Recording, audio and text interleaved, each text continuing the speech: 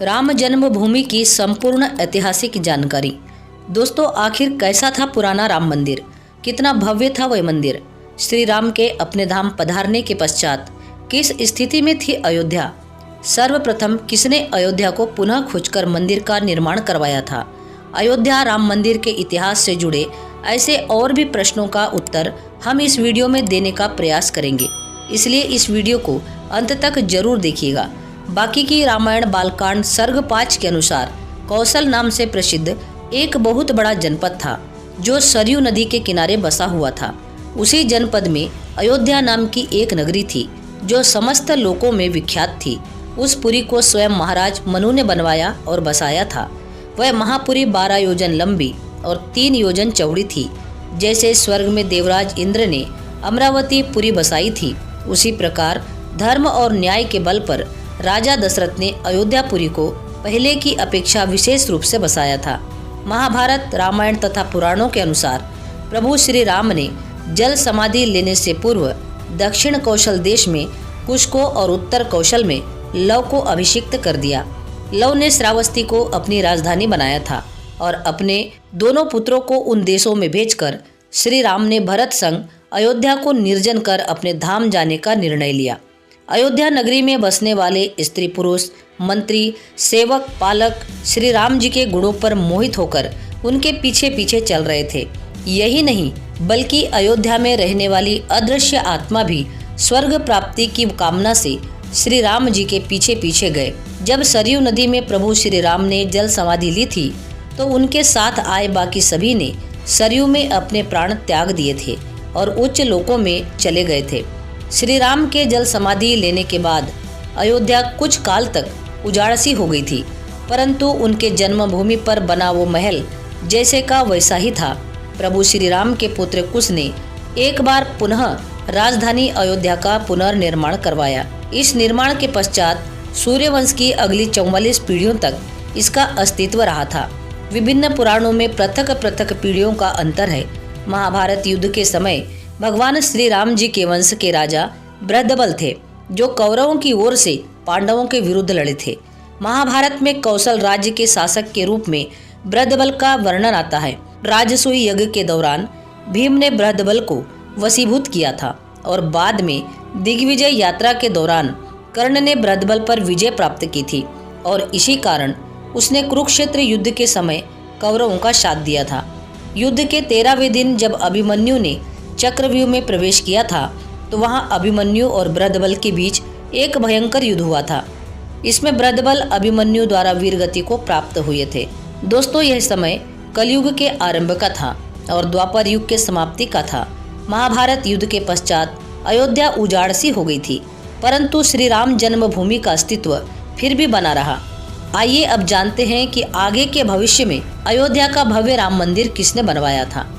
इतिहासकारों के अनुसार ईसा के लगभग 100 वर्ष पूर्व उज्जैन के चक्रवर्ती सम्राट विक्रमादित्य एक समय शिकार करते हुए अयोध्या पहुंच गए। विक्रमादित्य को इस भूमि में कुछ चमत्कार दिखाई देने लगे। तब उन्होंने खोज आरंभ की और पास के योगी और संतों की कृपा से उन्हें ज्ञात हुआ कि यह श्री राम की अवध भूमि है। उन संतों के निर्देश से सम्राट ने कूप, सरोवर, महल आदि बनवाए। उन्होंने श्री राम जन्मभूमि पर काले रंग के कसोटी पत्थर वाले 84 स्तंभों पर विशाल मंदिर का निर्माण करवाया था। इस मंदिर की भव्यता देखते ही बनती थी। तब से यह मंदिर एक तीर्थ स्थल के रूप में खड़ा है। विक्रमादित्य के बाद के राजाओं ने इसकी समय समय पर देखरेख की। लगभग 500 साल बाद राजा समुद्रगुप्त ने मंदिर का पुनर्निर्माण करवाया। अनेक अभिलेखों से ज्ञात होता है कि गुप्तवंशी चंद्रगुप्त द्वितीय के समय और तत्पश्चात बहुत समय तक अयोध्या गुप्त साम्राज्य की राजधानी थी। गुप्तकालीन महाकवि कालिदास ने अयोध्या का रघुवंश में कई बार उल्लेख किया है। इसके बाद भारतवर्ष पर आक्रांताओं का आक्रमण बहुत बढ़ गया था। गजनवी ने 1033 ईस्वी में मंदिर पर हमला किया, लेकिन हिंदुओं ने मंदिर की रक्षा की। 1325 से 1351 ईस्वी के बीच मोहम्मद बिन तुगलक ने मंदिर पर 2 बड़े हमले किए, तब भी हिंदुओं ने मंदिर की रक्षा की थी। 1351 से 1388 ईस्वी के बीच शाह तुगलक ने मंदिर पर आक्रमण किया, उसकी भी पराजय हुई। फिर 1393 से 1413 ईस्वी के बीच नसरुद्दीन तुगलक ने मंदिर पर 2 बार हमला किया, लेकिन वो भी हार गया। 1489 से 1517 ईस्वी के बीच सिकंदर लोधी ने मंदिर पर आक्रमण किया। वह भी युद्ध में पराजित हुआ। उसके सूबेदार फिरोज खान ने 10 बार मंदिर पर हमला किया, लेकिन हिंदू राजाओं द्वारा वह भी पराजित हुआ। 1526 ईस्वी में बाबर दिल्ली का राजा बन गया।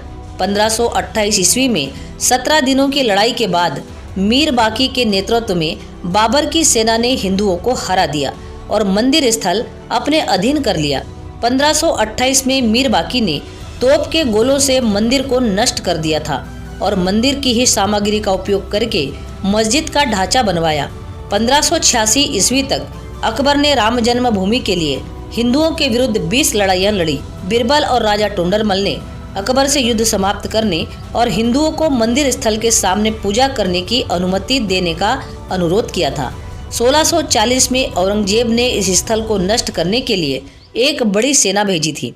युद्ध 7 दिनों तक चला और औरंगजेब की सेना पराजित हुई। औरंगजेब ने फिर से एक बड़ी सेना भेजी। उस समय गुरु गोविंद जी ने हिंदुओं के साथ मिलकर युद्ध किया और औरंगजेब की सेना को फिर से हरा दिया। 1644 ईस्वी में औरंगजेब ने और भी बड़ी सेना भेजी और तब हिंदुओं की हार हुई। तब से लेकर भारत की आज़ादी तक और आज़ादी के बाद भी विवश होकर हिंदुओं ने कई लड़ाइयाँ लड़ी, परंतु मंदिर स्थल को पुनः प्राप्त करने के लिए असफल रहे।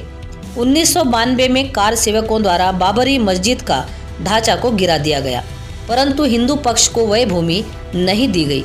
कुछ अपने ही स्वार्थी हिंदुओं ने सत्ता प्राप्ति के लिए उन्हीं आक्रांताओं के वंशजों को लुभाने के लिए हर संभव प्रयास किया कि हिंदू राम मंदिर से वंचित रहे, परंतु प्रभु श्री राम के आशीर्वाद से अंतिम सफलता नरेंद्र मोदी सरकार के कार्यकाल में 9 नवंबर 2019 को मिली, जब सुप्रीम कोर्ट ने विवाद को समाप्त कर दिया और हिंदू पक्ष में निर्णय सुनाते हुए राम जन्मभूमि स्थान को पुनः हिंदुओं को सौंप दिया गया और उसी स्थान पर भव्य राम मंदिर का निर्माण हुआ।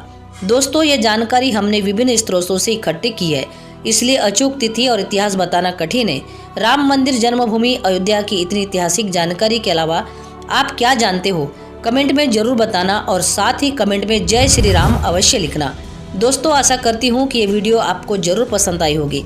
अगर वीडियो पसंद आई हो तो वीडियो को ज़्यादा से ज़्यादा शेयर करें और साथ ही वीडियो को लाइक करके चैनल को सब्सक्राइब जरूर करें। पूरा वीडियो देखने के लिए आपका बहुत बहुत धन्यवाद।